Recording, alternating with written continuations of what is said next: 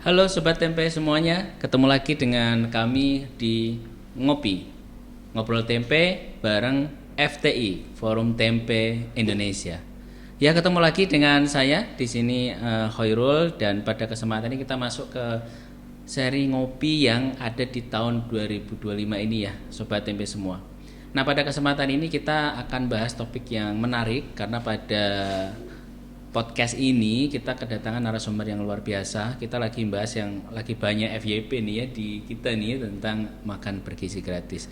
Jadi untuk ini kita mulai. Jadi pada kesempatan ini ada narasumber kita, Prof. Ike Tanziha. Ya. Jadi Sobat Tempe semua di sini, selamat datang Prof. Ike. Terima kasih.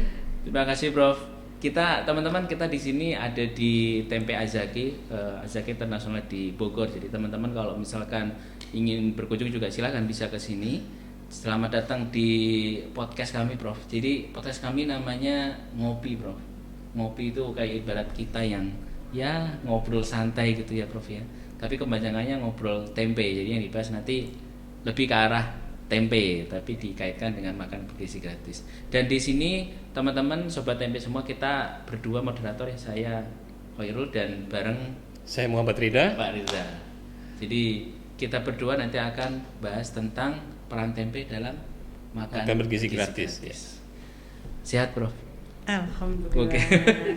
Gimana Pak Rida nih, kita mulai aja ya? Ya, sepertinya kita luar biasa kedatangan Prof. Ike. Sekali lagi terima kasih Prof dengan Sama-sama. waktunya yang luar biasa, sangat padat ya. Karena sekarang sepertinya program makan bergizi gratis ini sedang digenjot hampir di seluruh Indonesia, dan saya dengar sudah hampir seluruh provinsi ya Prof ya. Sudah menjalankan ya. program ini ya. Betul. Ya, mungkin ini topik yang sangat menarik sebenarnya, Prof. Jadi kita akan mengulas nanti gimana peran tempe sebenarnya gimana peran dalam tempe program dalam makan bergizi gratis. Cuman memang sebelum masuk ke tempenya Prof Ika, mungkin kita mulai dulu ya. Saya yakin Sobat Tempe semua sudah sangat familiar dengan program ini karena banyak banget dibahas, dan kalau kita googling pasti Prof Ika itu masuk di berita juga di sana gitu ya. Jadi apa sih sebenarnya tujuan program MBG ini, Prof? Kalau kita ngelihat kan banyaklah media yang menyampaikan tentang itu, terus ada sasarannya juga dijelaskan gitu. Mungkin boleh di-highlight sedikit sebelum nanti kita bahas lebih lanjut tentang bagaimana sebenarnya menu dan lain-lain termasuk di dalamnya tempe. Baik, terima kasih Mas Khairul ya. Terima kasih juga nih sudah diundang ke sini ya. Wah, luar biasa sekali ya. Ini bisa ikut di Forum Tempe Indonesia ya.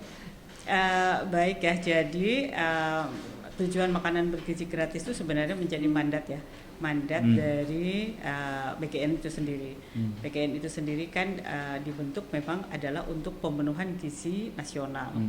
Dengan salah satu tujuannya adalah untuk mewujudkan kualitas sumber daya manusia, terutamanya dalam mencapai Indonesia Emas tahun 2045 itu ya.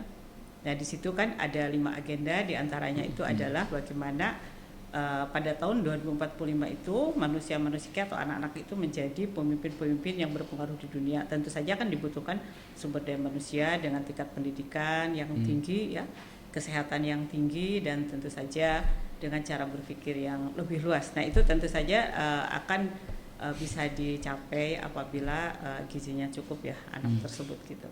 Karena gizi yang baik itu tentu saja akan meningkatkan produktivitas anak tersebut ya. Ini kan jadi kan ada asta cita pemerintah ya. Nah, BGN itu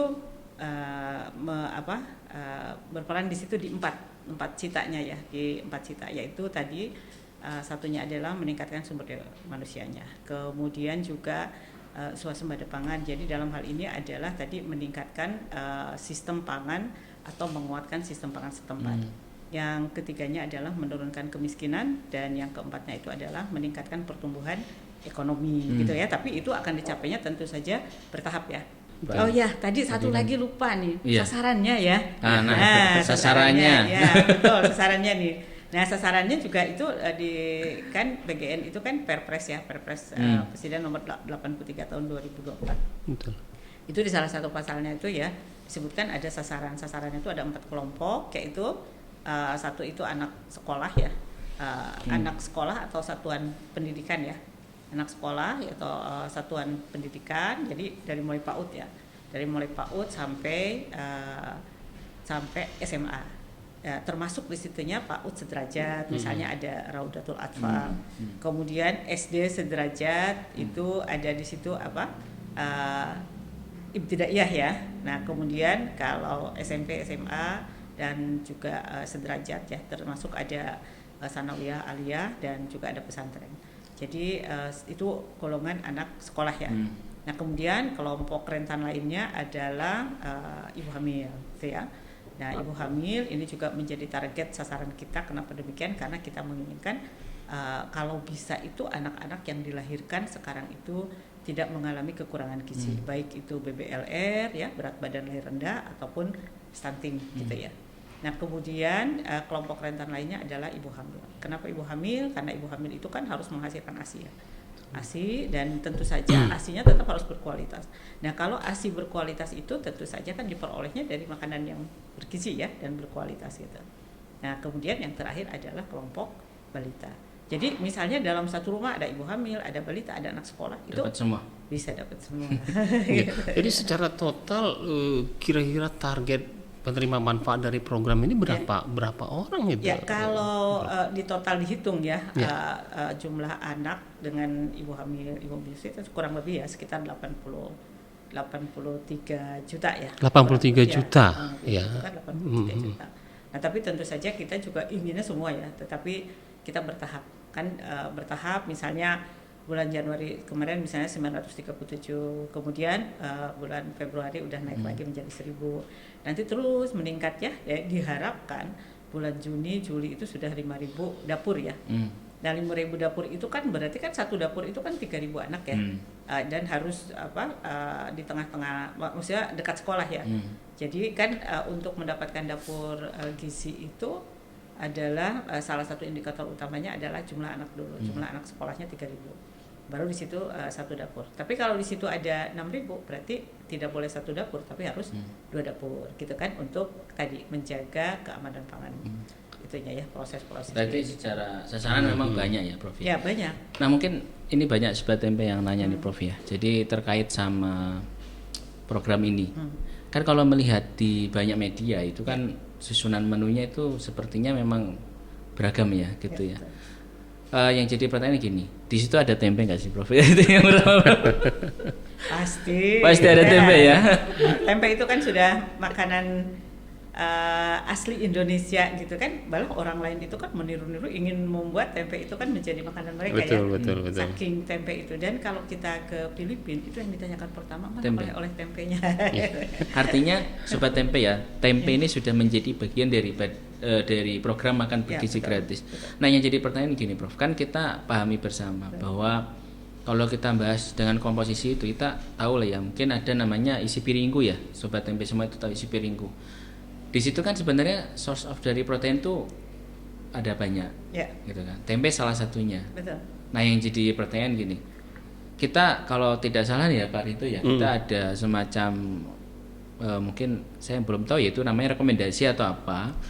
Kalau dalam program itu harus pakai pangan lokal. Betul. Nah, di sini kan tempe itu pangan lokal kita ya. Betul. Jadi tempe tadi udah ini kan masuk. Betul. Apakah ada sumber lain gitu, Prof? Dan di sini posisi tempe itu udah pokoknya dia nggak tergantikan semua, kan ada siklus menu ya kalau tidak salah ya. Jadi setiap ini apakah di setiap hari itu penggunaan tempe apa tidak? Karena kan tempe ini kan terikat sama UMKM. Jadi makin banyak dipakai. Kalau tadi dari Astacita itu ada tentang peningkatan ekonomi itu kan bisa berpotensi ke sana. Mungkin boleh cerita gitu. Ya, betul.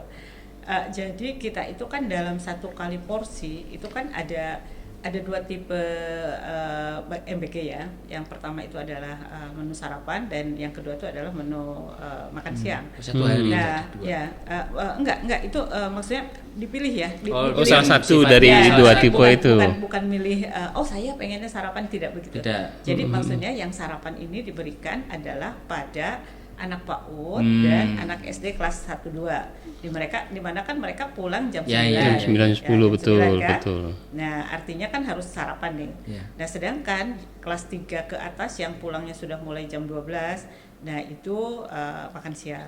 Makan siang begitu kan ya di ini kan. Nah, itu ada standarnya. Nah, yang oleh BGN itu standar itu adalah bukan standar menu, tapi standar gizinya. Berarti dihitung gizinya dulu ya, baru menunya. dihitung gizinya dulu. Jadi menu itu bisa bervariasi antar daerah. Dan kita tidak harus makan ini gitu ya, jenis makanannya ini tidak. Jadi disesuaikan dengan preferensi daerah masing-masing gitu ya. Nah, standar menunya itu adalah kalau untuk makan sarapan itu 20 sampai 25% ya dari kebutuhan gizi, sedangkan kalau makan siang 30 sampai 35% kebutuhan makan gizi. Nah, sebagai contoh misalnya ya, ini karena tempe sumber protein. Nah, itu protein yang dibutuhkan oleh anak-anak itu sekitar 60. Kita ini kan aja ya 60 gram. Nah, berarti kan kalau sekitar 30% itu kan 18 gram. 18 gram artinya kalau sumber proteinnya dari hewaninya itu adalah ayam. Nah, berarti kita memang cukup dengan ayam. Jadi nasi, ayam gitu ya, sayur, buah gitu ya. Tetapi kalau telur kan setengah ayamnya itunya proteinnya. Berarti kan harus ada tambahan ya. Kalau telur itu kan dalam 50 gram telur itu, satu telur itu biasanya antara 6 sampai 7 gram. Padahal kita kan butuhnya sekitar 18 gram tadi.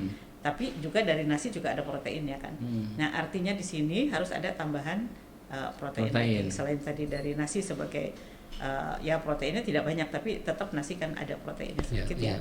Dan ditambah biasanya sumber protein dari nabati. Nah, tempe tahu inilah jagoannya gitu kan untuk tambahan protein yang dibutuhkan untuk memenuhi sekitar 30% sampai 35% kebutuhan proteinnya gitu kan.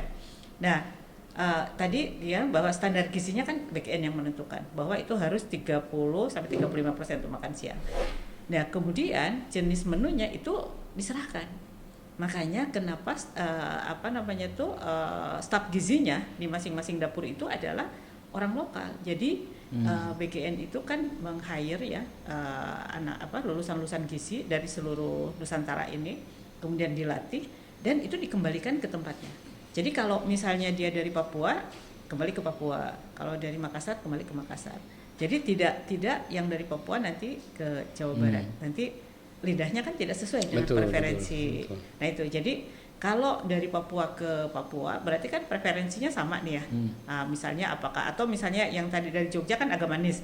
Nah itu berarti kan status ahli gizinya orang Jogja juga. Nah itu yang diharapkan. Dan mereka sendiri juga yang tahu persis makanan lokal yang disukai gitu kan. Jadi misalnya di Jogja apa begitu ya, tapi tempe itu kan di mana-mana ya. Ada kan? Sekarang udah di mana-mana, Prof. Ya.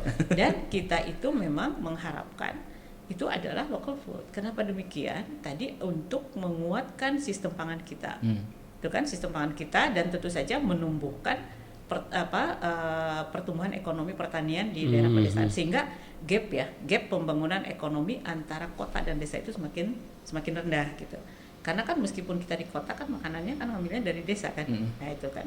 Nah itu yang dimaksud gitu ininya.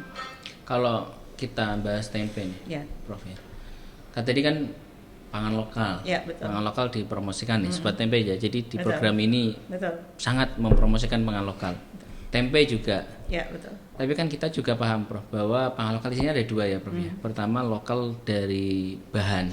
Betul. Artinya kalau kita lihat di sini kan tempe ini kan sebenarnya belum mungkin nggak familiar dikonsumsi secara mentah kali ya. Betul. Jadi ada olahan lanjut yang tentu harus diolah kita kan. Digoreng atau mungkin bisa dibacem atau pesengek dan yang lain gitu ya, di sayur dan seterusnya. Betul. Nah, ada yang kedua itu pangan lokal terkait sama kuliner khas kan gitu ya. Betul. Tadi disampaikan orang Jogja tahu ini tentang potensi Jogja. Jadi pertanyaan, kalau kayak tempe ini kan dia potensinya sangat banyak dipakai ya, digunakan betul. Sampai sekarang ada nggak sih, Prof, misalkan kendala atau apa? Karena yang masuk ke anak-anak itu kan bukan dalam bentuk bahan mentah, tapi dalam bentuk tadi kuliner yang tadi sudah ini kan standar gizi sudah ditetapkan. disesuaikan sama pengelolaan masing-masing kan gitu kan. Nah, sehingga di sini akan muncul jadi pertanyaan, gimana akhirnya memastikan yang dikonsumsi itu memang sesuai sama daerah itu. Iya, betul. Jadi pengelokalnya keangkat. Betul. Itu bagaimana ini? Dan kira-kira tempe ini selama ini ada kendala nggak Prof tuh dalam AMBG itu Prof? Kalau nggak ada kan gas terus ya. Betul. Sementara ini nggak ada yang mengeluh ya tentang tempe atau tahu begitu ya. Karena kalau misalnya tempe ya, kalau di Sunda kan tempe itu bisa digoreng, bisa juga dibacem. Tapi kalau di Jawa juga dibacem ada, cuman beda rasa aja ya. Betul. Beda rasa. Kalau di sana agak manis ya, kalau di sini mungkin manis juga sebenarnya bacem itu ya, tetapi mungkin tingkat kemanisannya berbeda. Nah itu ya. Jadi kita itu silahkan aja sesuai, makanya tadi SPPI itu Sarjana Penggerak Pembangunan Indonesia yang dilatih, kemudian menjadi salah satu pengelola dapur gizi atau yang disebut dengan kalau sekarang itu namanya SPPG ya, Satuan Pelayanan Pemenuhan Gizi. Gitu ya. Nah di situ itu makanya kita mengambilnya adalah dari daerah sekitar. Nah dari sekitar yang tadi bilang kalau Papua ya dikembalikan lagi ke Papua, kalau Jogja mungkin dibalikan lagi ke Jogja begitu ya. Nah kenapa demikian? Karena mereka yang lebih mengenal tentang makanan khasnya gitu. Jadi kalau tempe mau diapakan gitu ya. Nah itu kan mereka sudah banyak sangat familiar ya. Nah, betul. Nah itu kan kalau misalnya di Padang juga tempe ada, tetapi kan ditambah gulai balado tempe, segala macam. balado tempe, kemudian juga tapi mereka itu kan sifatnya dengan menggunakan santan ya. Nah itu santan. Nah jadi tidak masalah. Tapi yang penting itu seperti contoh misalnya begini. Jadi makanan itu harus disesuaikan. Contohnya misalnya pernah satu kali kita makanan, terus anak-anak tuh kayaknya nggak begitu interest gitu ya. Terus ditanya, kenapa nak ini nggak terlalu interest makannya? Nggak ada lado. Kalau di Padang kan, nah itu berarti kan yang tahu bahwa lado itu adalah kebutuhan ya. Nah itu adalah ya tadi orang Padang itu sendiri. Dan itu dilakukan pada saat proses pelaksanaan ini Bro? Ya betul, kan kita coba gitu kan, dicoba. Jadi berbagai menu, jadi kan tidak semua ada ladonya. Jadi kita coba yang lain gitu. Tapi tetap itu kebutuhan lado itu mau menu apapun harus ada ladonya gitu. Mohon maaf nih, lado itu cabe. Gitu. Sambal Bro. Sambal. Ya kayak orang Sunda kan kalau ada sambal makannya lahap kan. Iya. Gitu ininya gitu. Oke, kemudian gini Bro, kalau tadi kan bicara mengenai olahannya, gitu. Kalau sekarang nih ada nggak standar khusus bagi produsen tempe agar produknya itu bisa diterima di program MBG ini? Apakah misalnya harus memenuhi standar layak sehat, harus standar HACCP atau PIRT dan lain sebagainya? Ada nggak Prof seperti itu sampai saat ini? Ya, tentu saja ya kita memikirkan ke situ juga ya. Kenapa? Karena kita juga berhadapan dengan anak-anak yang rentan terhadap penyakit ya. Jadi kita tentu saja mengharapkan semua, kan kita juga kerjasama dengan Dinas Kesehatan, kerjasama dengan BPOM gitu kan ya. Nah artinya di situ juga kita saling mengawasi ya. Dan tentu saja PR itu kalau nggak salah dikeluarkannya oleh Dinas Kesehatan. Betul, Bro. Nah, itu relatif lebih mudah kan. Betul, UKM, betul. Ya, betul MKM, dan biasanya mereka untuk mendapatkan dana hibah juga mereka kan harus ada PRT-nya. Dan mereka juga kalau mau jualan juga kan harus ada PRT-nya. Iya. Tentu saja itu adalah bagian yang kita pertimbangkan agar tentu saja ya makanan yang dimakan oleh anak-anak itu terjamin kesehatannya. Betul. Jadi ini suatu hal yang penting diketahui oleh kawan-kawan pengrajin nih Prof. Karena kan Forum Tempe ini banyak sekali para produsen-produsen yang kita bina, kita dampingi. Bahwa jika teman-teman pengen produknya diterima pada program makan bergizi gratis ini harus memenuhi standar. Betul. Ya, jadi MBG bisa dikatakan tidak bisa menerima produk-produk yang tidak terstandar. Betul. Karena dalam kaitannya dengan keamanan pangan begitu ya Prof ya. Karena kita harus memastikan bahwa bahan pangan yang akan diolah itu tentu saja memenuhi keamanan pangan dan menjamin aman gitu kan dikonsumsi oleh anak kan. Ya. Gitu ya. Betul. Ini sebagai informasi aja Prof. Dan Sobat Tempe semua ya. Jadi Forum Tempe itu secara rutin tiap tahun Prof. Kita ada namanya training of trainer gitu. Jadi pelatihan Betul. kepada pengrajin. Betul. Itu dalam rangka meningkatkan quality dari production tempe itu. Jadi mulai dari sanitasi ya Pak ya, terus dari SDM dan lain-lain. Jadi sampai sekarang sih alhamdulillah tempe itu makin banyak yang kualitasnya memang sangat baik ya. Betul. Untuk ini. Jadi kalau kita lihat di pasaran pun sebenarnya ada beberapa ya. Contohnya salah satunya adalah tempe Azaki, ataupun banyak juga yang lain. Ya. Di daerah-daerah juga banyak. Jadi memang sekarang mulai ada kesadaran di kalangan produsen tempe dan tahu itu untuk meningkatkan standar produksi mereka, baik dari sisi standar hygiene dan lain sebagainya. Karena generasinya udah berubah nih, Bro. Kalau orang tua mereka dulu yang tradisional mungkin sudah banyak yang mulai mewariskan usaha ini ke yang muda-muda. Dan yang muda-muda ini rata-rata punya mindset yang jauh lebih baik daripada orang tuanya sebelumnya gitu. Jadi karena terpapar media ya. Betul. Karena kan sekarang media juga sangat masif ya, Prof ya. Jadi ada hal-hal yang misalnya kurang baik itu sangat gampang sekali untuk di blow up gitu. Kemudian juga kawan-kawan pengrajin ini selain kita bantu dari sisi pelatihan dan sebagainya juga mudah mengakses informasi. Betul. Kalau dulu kan orang nggak paham bagaimana sih cara bikin tempe yang higienis. Nah kalau sekarang dengan adanya internet dan lain sebagainya akan memudahkan mereka untuk mengetahui informasi cara yang sesuai dengan keamanan pangan. Nah, jadi artinya kalau semua produk bahan baku yang digunakan dalam program MBG ini berarti harus memiliki standar keamanan pangan yang baik gitu ya, Prof ya. Betul. Jadi semua bahan baku ya. Tapi saya pernah salah satu teman saya juga bilang apa bedanya tempe dengan tahu kan? Iya, betul. Nah, gitu kan. Nah, kalau tempe ini tidak akan jadi kalau sanitasinya tidak baik. Jamurnya Iya, betul. Tidak akan tumbuh gitu kan. Nah, itu yang diinikan, makanya kenapa tempe ini lebih aman lah. Kalau kata orang Jawa itu kemarin kita bahas yang apa pure persek tempe ape. Betul. Betul. Jadi tempe ini tidak akan bisa jadi tempe kalau bahannya itu tidak bersih gitu. Itu salah satu jaminan kenapa tempe ini aman dikonsumsikan gitu ya. Betul. Jadi masuk ya, Prof ya. Lanjut gas ya. Tempe ya dimakan bergizi gratis ya. Enggak diminta pun memang itu sudah langsung masuk ya. sudah masuk ya, anak-anak betul. Karena memang konsumsinya tuh mungkin di atas 80% rumah tangga konsumsi tempe ya, Prof di Indonesia. Betul. Itu sebagai protein hariannya ya. Itu. Dan rata-rata dikonsumsi harian. Betul. Karena tiap hari secara akses mudah. Betul. Dan secara harga juga terjangkau gitu ya. Diolahnya bisa macam-macam. Tinggal sekarang kalau mau mengkreasikan lagi bisa ke arah yang dibuat ragam variasi juga bisa. Lebih kontemporer. Ya. Nah, mungkin kadang-kadang ada yang nanya gini, Bro. Kan itu dari promo pangan lokal ya. Prof itu.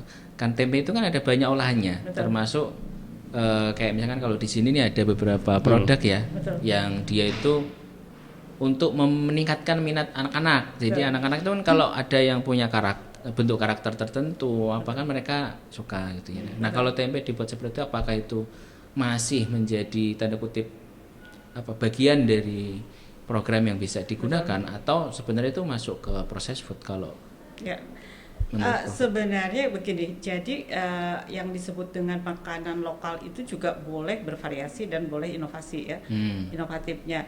Jadi kita juga misalnya ini ada makanan yang biasa aja, ada juga yang kontemporer, gitu kan ya. Kontemporer itu tentu saja kan ada prosesnya lebih. Iya betul. Itu tidak menutup kemungkinan, silahkan saja mau dibikin nugget tempe, mau dibikin tuh namanya tuh. Lapisan daging patty gitu kan, tempe gitu ya, steak. Gitu ya. Tetapi selama gitu kan ya, selama tidak banyak menambahkan bahan tambahan makanan. Karena yang kita hindari dari proses food itu karena mereka itu kan tinggi garam, tinggi lemak dan kurang serat ya. Biasanya itu kayak yang diinikan proses food. Nah, selama itu aman bagi anak begitu ya. Itu silahkan aja gitu kan proses food itu ya. Tetapi itu tadi karena kenapa, jadi kan anak-anak sekarang juga sudah melihat ya berbagai macam bentuk makanan. Gitu kan, makanan dan kita preferensi terhadap makanan juga sudah berubah begitu ya. Jadi kita juga sebagai ahli gizi tentu saja tidak harga mati harus makanannya tradisional seperti ini gitu kan ya. Tetapi ya itu tadi yang harus dijaga. Selama makanan itu tidak banyak menambahkan bahan tambahan makanan, karena itu nanti yang berdampak dalam jangka panjang gitu kan. Dan itu juga berdampak pada pembentukan rasa di mulut ya. Karena kan rasa itu dibentukkan pada usia sampai 2 tahun gitu kan. Makanya kalau bayi-bayi umur 1 tahun sampai 2 tahun itu boleh makanan orang dewasa, tetapi kan rasanya agak hambar dikit gitu. Kenapa? Karena untuk mengenal rasa asli dari. Nah itu jadi ini kan. Jadi yang kita ini kan tuh makanan kontemporer silahkan aja gitu kan, tetapi tentu saja yaitu tadi makanan tersebut aman, tidak banyak menambah bahan tambahan makanan ya. Seperti mungkin pelejatnya mungkin tidak ini ya sesuai standar lah ini. Kemudian gulanya juga tidak terlalu banyak begitu kan sebagainya. Tempe kan memang banyak dikreasikan ya Prof ya. Jadi ya dia selain sehat tadi bahasanya itu mudah terjangkau ya, affordable dan accessible-nya itu tinggi sekali, juga kreasinya itu sekarang begitu luar biasa di masyarakat Prof untuk tempe. Mungkin yang selanjutnya Bro, saya berdua ini terakhir kali ini ya Bro ya. Kan beberapa itu banyak membahas tentang makanan bergizi gratis. Artinya di mana-mana dibahas. Nah, mungkin bisa menceritakan ya terkait sama tantangan, challenging yang selama ini mungkin sudah dilewati bagaimana dan ke depan seperti apa. Karena kan kalau ngelihat tadi tujuannya itu untuk memastikan gizi itu tercukupi gitu kan. Ya, dan ini baru berjalan selama 3 bulan ya. Mulainya 6 Januari ya. 6 Januari 2 bulan ya. 2 bulan ya, Bro. Kemarin. Baru sekarang 2 bulan. Baru mau ketiga ya. Bulan ketiga. Ya mungkin bisa betul apa yang katakan Gus Irul tadi, mungkin bisa cerita sedikit Prof, apa yang pengalaman dalam dalam jangka waktu 2 bulan ini kira-kira. Ya, memang tantangan pertama itu adalah juga pengelolaan makanan itu kan 3.000 begitu ya, 3.000 dan besar, sehingga itu pengawasan harus ketat ya, kemudian juga pemrosesannya juga harus ketat, distribusinya juga harus ketat, begitu kan, harus betul-betul dihitung gitu ya, waktu ke waktu itu harus sehingga sampai di anak-anak tuh masih tetap fresh begitu kan ya, bagus dan sebagainya. Itu yang di tantangan pertama itu adalah tentu saja manajemen waktunya ya. Kemudian juga HACCP-nya juga mungkin kan harus dikerjakan seini mungkin ya, keamanan pangannya. Tantangan yang kedua itu adalah juga dukungan dari masyarakat. Nah ini kenapa ini kalau masyarakat itu tidak mendukung ya, kurang mendukung, bukan kurang mendukungnya itu ada karena mungkin karena tidak tahu. Jadi tantangannya itu adalah pengetahuan masyarakat tentang MBG itu masih rendah. Jadi contohnya misalnya MBG ini kan hanya memberikan untuk 1 kali makan gitu ya, yaitu makan siang atau sarapan begitu. Nah tetapi ada anak-anak yang karena dia ingin akan mendapatkan makanan di sekolah, sarapannya tidak dilaksanakan di rumah gitu ya. Jadi yang dikhawatirkan itu adalah tujuan tadi menambah asupan gizi yang tidak tercapai. Malah mengganti. Malah menggantikan 2 kali makan kan, sarapan dengan makan siang. Padahal kan MBG itu hanya 1 nanti kan. Nah oleh karena itu disinilah kita harus mengedukasi masyarakat. Nah memang di sini tantangannya itu adalah tadi ya, untuk memastikan kita harus betul-betul bisa memastikan manajemen waktu yang sangat tepat begitu ya. Jadi manajemen waktu di sini itu adalah manajemen waktu untuk pendistribusian. Jadi jangan sampai misalnya terlambat begitu ya. Atau misalnya manajemen waktu pengelolaan gitu ya. Sehingga betul-betul semuanya itu tertata dengan baik dan semuanya bisa berjalan dengan baik. Itu manajemen waktu salah satu yang terus kita pelajari begitu ya dari satu SPPG itu, sehingga nanti menghasilkan produk yang tepat lah ya, presisi gitu kan. Itu karena massal ya, banyak ya, jadi memang harus betul. Jadi sebagai contoh misalnya di awal untuk mencuci ompreng ya, food tray itu kan 3.000. Nah itu butuh waktu 8 sampai 10 jam mencuci itu. Mencuci ya, karena kan itu tempat makan itu. Ya, tempat makan itu kan 8. Nah, ini kan tantangan nih buat kita. Nah, terus kapan dikeringkannya, kemudian bagaimana kerja dan sebagainya. Nah akhirnya ada salah satu SPPG membuat inovasi. Jadi dia membuat oven itu ya untuk pemanasan food tray. Jadi food tray itu begitu habis disuci, ditiriskan dulu sebentar, terus masuk ke oven. Jadi hanya 4 menit sudah kering, dan itu kan relatif karena panas ya, sehingga kita sudah lebih aman kan ininya. Jadi yang tadinya 8 sampai 10 jam sekarang menjadi 4 jam. Kalau berarti monefnya banyak dilakukan. Yang kita lakukan tuh ada kalau kita tuh monef tuh selalu dilakukan tiap hari. Jadi kalau misalnya itu terutama dia dari food waste. Jadi kalau food waste-nya itu banyak, artinya itu kurang disukai. Nah sehingga kita belajar dari situ kenapa itu kurang disukai, sehingga itu kan bisa membuat menu baru gitu kan ya, dan sebagainya. Nah untuk menu baru ini tentu saja kita sangat terbuka masukan dari masyarakat. Gitu ya. Ada kemungkinan ada menu-menu yang disukai oleh anak-anak tapi kita belum tahu. Nah itu tentu saja sangat terbuka ya dari masyarakat. Nah terus tantangan yang ketiga adalah tentu saja infrastruktur. Nah di sini kita harus kerjasama dengan berbagai lembaga ya. Misalnya kalau air kan, ya betul. Misalnya air kan, misalnya harus kerjasama dengan PDAM, gas harus bersama dengan dinas gas mungkin ya, itu Pertamina Pertamina ya yang ini kan gas begitu kan. Kalau bisa itu gas itu bukan gas yang tabungan, kalau bisa gas alam PGN misalnya begitu kan. Nah itu jadi tantangan kita memang tentu saja di sini kita perlu bekerja sama ya, bermitra. Jadi tidak mungkinlah Badan Gizi Nasional berjalan dengan sendirinya. Oleh karena itu kita tentu saja mengharapkan kontribusi dari berbagai lembaga kementerian atau institusi atau lembaga masyarakat juga gitu. Oke, baik, mungkin terakhir kali ya Gus ya. Terakhir Prof, berarti artinya dengan sebegitu besarnya target yang ingin dicapai oleh pemerintah melalui makan bergizi gratis ini, artinya adalah kontribusi tempe akan sangat diperlukan artinya ya Prof. Betul. Sebagai bahan baku atau pangan lokal. Betul. Yang menjadi salah satu sumber protein bagi anak-anak kita ini. Betul. Tempe itu sebenarnya tidak diwajibkan juga, itu sudah muncul dengan sendirinya. Betul, karena harganya juga sangat ekonomis nih, Bro. Nah, harganya terjangkau begitu kan ya. Kemudian juga itu memang sudah menjadi preferensi masyarakat, dan itu juga menghidupkan UMKM setempat begitu ya. Jadi memang dan juga manfaat dari tempe itu juga sangat baik ya bagi meningkatkan imun anak gitu. Nah oleh karena itu tempe ini merupakan bagian dari menu yang sudah sangat luar biasa gitu kan. Ini kan. Oke. Demikian. Aman Pak. Baik Gus. Sepertinya luar biasa diskusi kita. Sobat Tempe, terima kasih Prof Ike.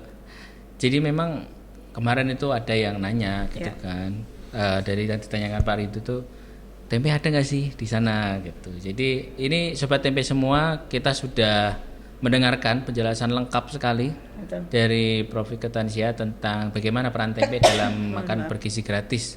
Jadi kalau kita berbicara tentang peran tempe dalam makan bergizi gratis, otomatis ngeklik gitu ya. Iya, betul. Karena menjadi bagian penting dari keseharian masyarakat Indonesia, karena tempe milik kita semua yang ada di sini, sehari-hari kita konsumsi tempe, dan manfaat dan kandungan gizi. Dan mungkin sebagai tambahan Gus, ini juga perlu dipahami oleh orang tua khususnya ya Prof ya, bahwa ketika anaknya menemukan sepotong tempe dalam menu makan siang bergizi ini, artinya itu bukan sesuatu yang low profile, bukan sesuatu yang artinya kadang-kadang masih diremehkan. Ya, kok tempe gitu loh. Harusnya bukan begitu ya Prof ya. Dan pola pikirnya bahwa ternyata itu nutrisinya juga menjadi pelengkap dari protein hewani, dan ini adalah protein nabatinya. Jadi harusnya orang tua tidak lagi merasa, atau anak-anak kita yang menerima makan bergizi gratis itu ketika mendapatkan tempe tidak lagi merasa inferior atau merasa ya kok tempe gitu ya. Harusnya seperti itu ya Prof ya. Ya itulah makanya tantangan kita nih untuk masyarakat ya, untuk masyarakat tentang banyak pangan kita itu yang sangat bergizi dan bergengsi. Jadi contohnya misalnya tempe ini sebenarnya kalau kita ke Filipina itu udah sesuatu yang sangat berharga. Di Jepang juga demikian, di Jerman juga anak saya itu kalau tempe itu demikian gitu kan ya. Jadi bagaimana masyarakat dunia itu sangat menghargai, mengapresiasi terhadap tempe. Jadi banggalah itu tempe adalah produk kita. Betul, itu dia quote terakhirnya, banggalah tempe adalah karena tempe adalah produk kita. Gitu. Baik, sobat tempe semua, terima kasih Prof. Ike, Pak Rida ya. Kita mungkin tutup pada kesempatan kali ini. Terima kasih sudah berkenan hadir di podcast Ngopi, Prof. Jadi kalau ngopi itu ya seperti ini ya, sobat tempe ya. Kerjaannya ngobrol terus sampai akhir. Tapi jangan lupa tempenya tetap ada. Nanti kita bawa pulang ya. Ya, ini saya sudah dari tadi nih ngelihat Prof. Betul. Ya, baik sobat tempe semua, demikian ini podcast. Jangan lupa mengikuti podcast kami yang sudah ada di My Tempe, baik di Instagram maupun di YouTube dan juga di channel lainnya. Dan teman-teman jangan lupa juga nantikan seri podcast My Tempe selanjutnya ya, di podcast My Tempe, di Ngopi dan seterusnya. Jadi silahkan teman-teman bisa follow, bisa kalau di YouTube tuh di subscribe ya. Tapi kalau di Instagram teman-teman bisa cek nanti semuanya di My Tempe. Demikian, terima kasih Pak Rita, kita tutup ya. Terima kasih banyak. Terima kasih banyak Prof. Ike. Salam sehat buat semuanya. Terima kasih banyak. Assalamualaikum.